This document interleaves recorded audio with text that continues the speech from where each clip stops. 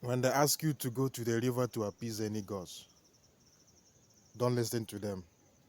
Because what will follow you after that particular ritual, you can't even tell. Don't let anyone deceive you.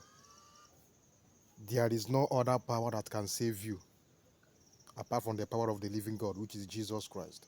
Minus that, every other power will definitely fail you. They are taking you to the river for cleansing and you are rejoicing. Don't worry. I give you just few years. What will follow you, you won't even know how to even handle them again. Spiritual things, it takes patience with prayer. God is not a magician. He has procedures. When you follow the procedures with endurance, prayers, and patience, after a while, you will definitely receive a result. Don't let anyone deceive you.